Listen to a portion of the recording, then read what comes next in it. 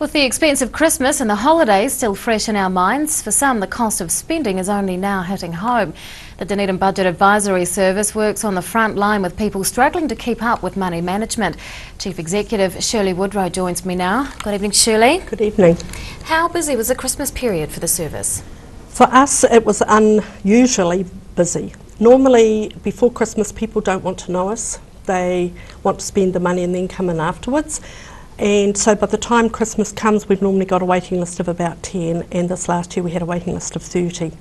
It just seemed to be, even the week of Christmas, people ringing up and asking for help. Oh wow.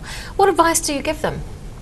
I think the main message for anybody, no matter when it is in the year or what their situation is draw up a budget and see what you can actually afford. Draw up a budget and see whether you can afford whatever it is you're looking at doing. If you've got a debt, have a look at what you can afford. Look at all the essential costs first, so the roof over your head, your power and your food are your top 3 priorities, no matter what. Then look at what you can do with the rest of it. Can you afford the repayment on a debt? Can you afford the loan you're looking at doing? Can you afford spending money at Christmas time? And I think that applies to any time of the year. The message is still the same. Are the reasons that people are calling you down to mismanagement of money, or are there other contributing factors? Mismanagement of money is still a big one. Overcommitment, which I suppose can come under mismanagement. So not looking at whether they can afford things before they sign up for them. But also we've had a lot of people being made redundant, people whose partner leaves, so leaves them in a difficult situation. There's a number of factors, but probably the most common one is the mismanagement of money. Are there any tips and tricks to budgeting?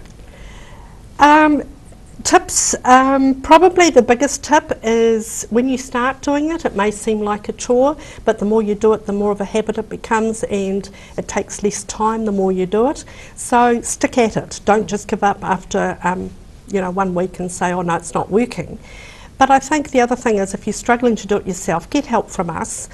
We're free, we're non-judgmental, we're confidential, and we can sometimes, everybody's situation is different, so we need to look at what their situation is and give the tips according to what the situation is. And anybody who is computer literate can go online and get the tools online. We have a budget worksheet online, we have a cash flow online. It does all the calculations for you, so you don't even have to be able to divide figures, multiply them. That's handy. Very handy. Very handy. Now you must have plenty of success stories to rattle off. Can you tell us one? We have a lot of success stories. Not every story is a success. Depends on the situation the person's in, but one really good one we have is a situation where a guy came to us with a lot of debt, difficult relationship finished. We helped him set up a system for paying the debt back. He paid the debt back, he's saved money, he's gone ahead and got a qualification so that he can get income. And to see all that debt paid and the relief that he had once he had paid it all was great. That's wonderful. Do you go out into the community to talk to people, or do they come to you? There's 2 different parts to that. The first is for clients coming for a one-to-one assistance. We can either see them in the office or we can see them in their own home. So we have 4 people in the office, but we also have a pool of about 60 volunteers, and the volunteers often go out to the clients' homes. We also go out and do talks to community groups, so we're going out and hopefully being more of the fence at the top of the cliff instead of the ambulance at the bottom. And school is about to start for many families as well. Have you got any advice for them? Once again, look at what you can afford. If you can't afford to pay for the things that are required now, go and talk to the school.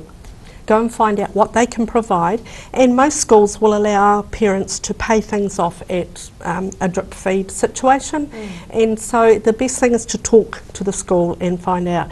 But just if you can only afford some of it this week and the rest has to wait for a couple of weeks, let them know that so that they know the money is going to come in.